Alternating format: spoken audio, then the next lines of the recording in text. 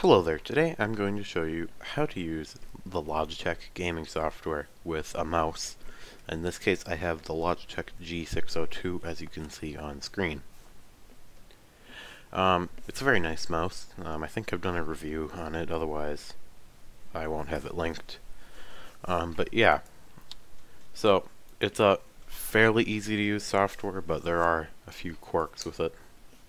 So if you're just now getting your G602, I'd recommend heading up or clicking settings and then heading up here to the G602 and then click update, and then it should check for updates, and if there aren't any, you're fine. Then on your main screen you'll see that you have an onboard memory option and a automatic game detection. We'll get to that later. For now, let's just stick with onboard memory. So first, if you select onboard memory and then head on over to this tab, you can change all your programmed buttons on your mouse. Like, you can even change your left click button to like have it type out ass if you so pleased, but it's not very useful. You know, so I'd recommend leaving the DPI buttons the same as what they already are, or at least keeping DPI buttons somewhere on your mouse.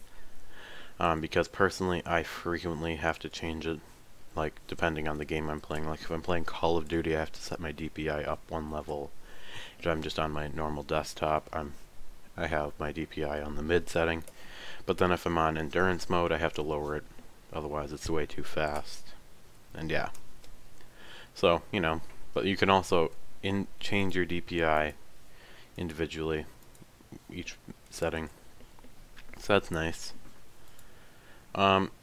So here are your programmable buttons on the side of your mouse in this case. And basically you can just click on them, click edit, then you can have it do a keystroke, or a mouse function, of course. So you could change this button to left click if you really wanted to, but you know, I'm not going to do that here. Or you can have it be a specific keystroke. Now you may be wondering, well, why can't I reprogram the buttons to do like strings of lettering? Well, that's because you have to use the computer's memory, or automatic game detection as they call it. And yeah, it's really simple. You'll see that for some reason when you're on this one, they include your mouse reprogramming and your DPI settings in the same window, but when you're on the automatic game detection, it's two separate windows.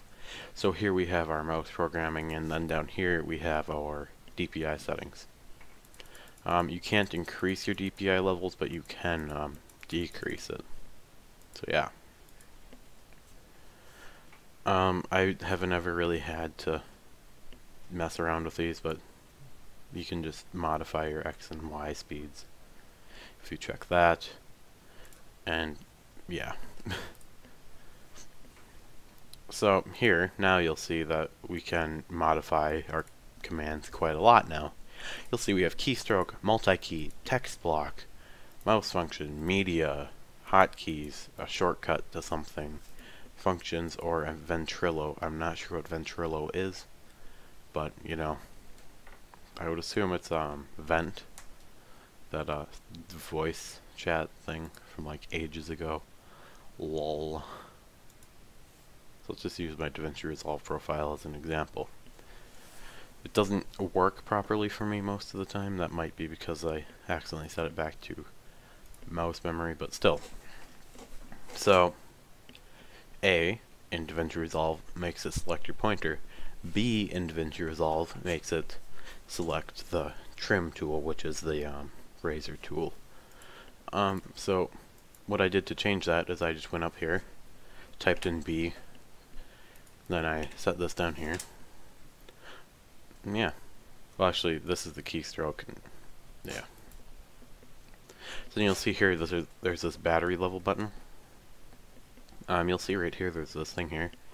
If you press that button, that'll show you the battery level.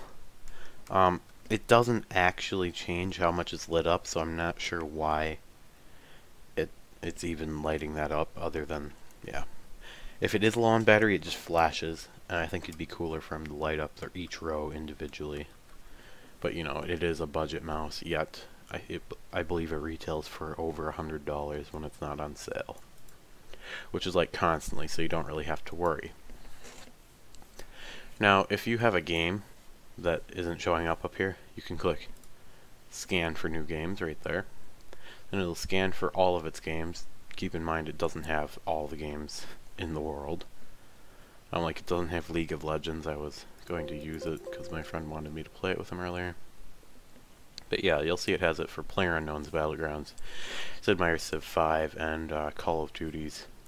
However, you'll see that if we look at my Steam library, I have quite a lot. I have a lot more games than that, so yeah. Now, to program buttons or strings of text to be typed, we're just going to click Edit Command.